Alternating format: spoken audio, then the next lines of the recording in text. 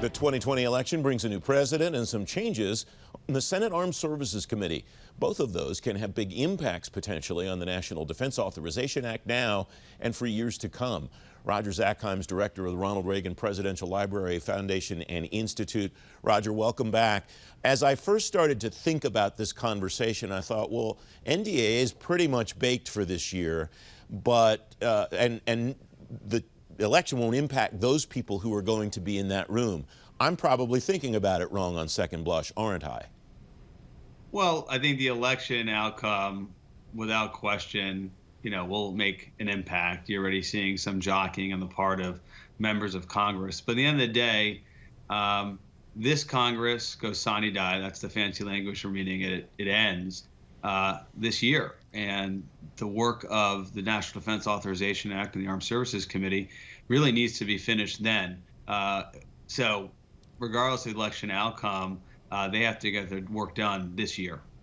It will impact, though, I imagine, the way that members think about what has to be in this year's bill, what doesn't have to be in this year's bill. The thing that I'm thinking about primarily is the veto threat from President Trump for the time that he remains president on the Confederate base names.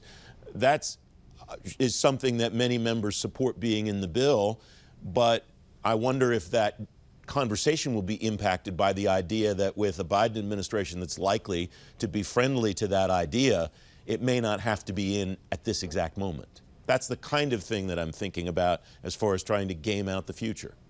Well, you've captured it well, and the base naming is the issue of the moment, and it remains to be seen whether or not the provisions that were included in the Senate bill or the House bill, either one of those, remains in the bill. The president, of course, has issued the veto threat.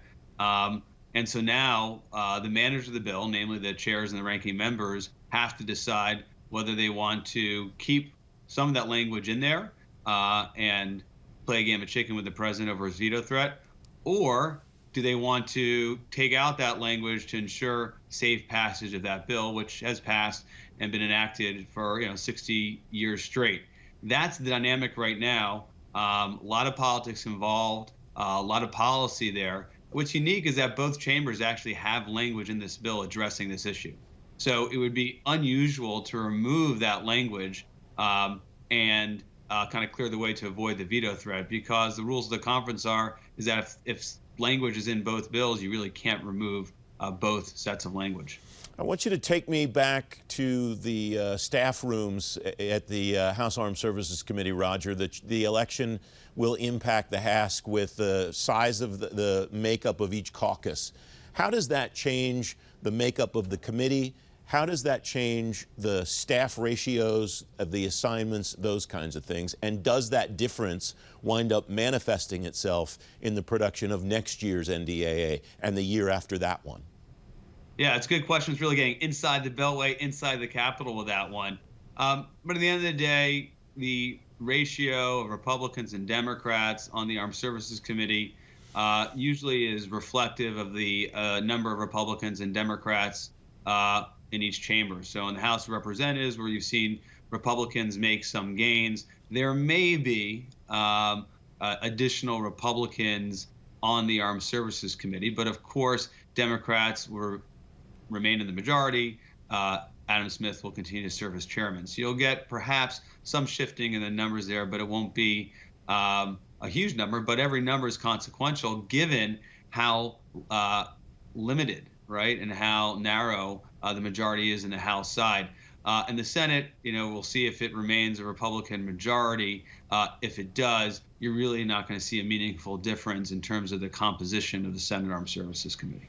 Less than a minute left. You know well the two people who are talked about as nominees to become the next Secretary of Defense, Michelle Flournoy and Jay Johnson. What do you know of each, Roger? Yeah, I mean, they're both fine people, experienced public servants. Of course, Jay has served at a cabinet level position in the Department of Homeland Security, but he has great experience in the Department of Defense.